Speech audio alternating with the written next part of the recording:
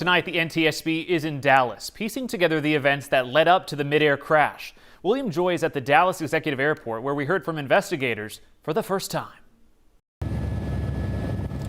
This is the beginning of a long process.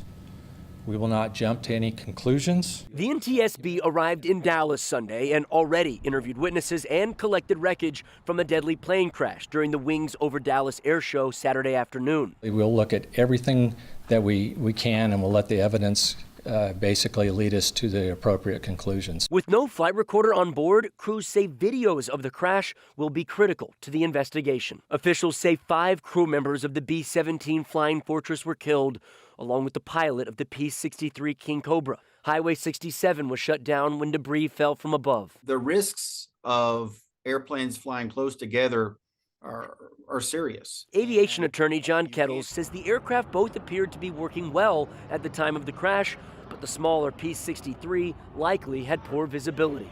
Just a tragic loss, most likely caused by some just momentary lapse in judgment or momentary carelessness. My initial reaction was, wow, is this part of the show?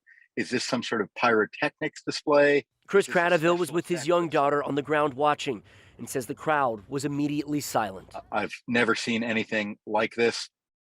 It's something I never wanted to see, something I never hoped to see again. Kettles says the investigations, which can take a year or more, often lean on the technical experts in the air show and keep family members in the dark. The problem with the process is the people that influence the NTSB results are usually the ones that most likely had a role in causing the crash.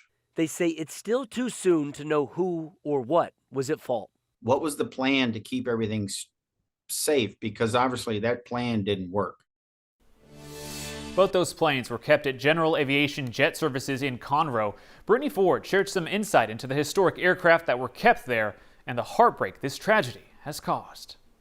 These are photos shared by David Lanoon from over the years. It's shocking. I mean, you deal with these people constantly.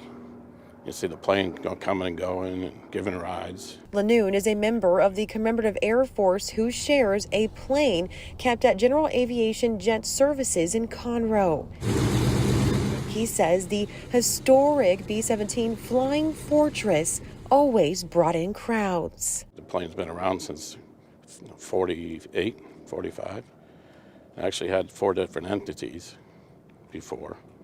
And never actually did see any combat, but that's why it's still around, or was. The B-17 and P-63 King Cobra that collided at Wings over Dallas were based at the Conroe hangar. The tragedy has left the small-knit aviation community in shock. It's just a freak thing that happened. I mean, a second here and a second there wouldn't have never happened, but it just happenstance at that moment. Gracefully gliding over Hubenack Elementary in Richmond Thursday would be one of the last sightings of the B-17 before the crash.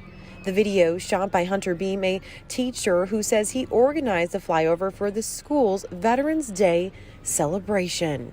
The video now a keepsake, honoring the lives lost. It's a loss. It's a big loss. Brittany, thank you. Tonight, 4 of the 6 victims of the deadly Wings over Dallas airshow crash have been identified. You can see their photos right here. Terry Barker, Len Root, Major Curtis Rowe, and Craig Houtain. There is now a growing memorial outside of Dallas Executive Airport in honor of them. Malini Basu has the details. Our brothers that perished, they have family. Outside of Dallas Executive Airport. Difficult moments as this.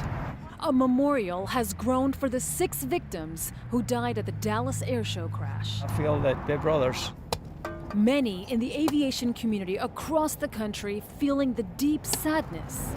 So it's like a connecting point where they come and download their emotions. This is retired American Airlines Captain Terry Barker, identified by Keller City officials. Always helping people, husband, dad, Army veteran, and a retired pilot.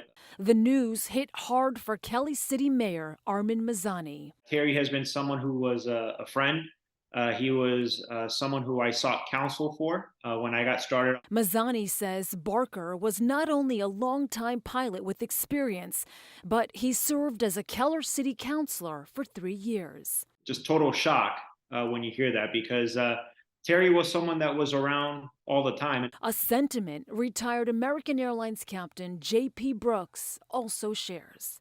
I had heard there was a crash, but I didn't think it was them. The news hit hard for Brooks. My jaw hit the floor. He was friends with Barker and retired American Airlines captain Len Root, who also died.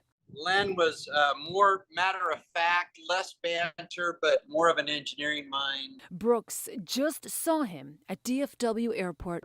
His iPad and equipment back to American Airlines to turn in all his stuff after retirement. Family and friends of Major Curtis Rowe sharing their pain. Rowe was part of the Ohio wing of the Civil Air Patrol. And it's real emotional. And the pain felt in the Houston area, where friends tell us former United Airlines pilot Craig HOU died doing what he loved. In Dallas, I'm Melanie Basu.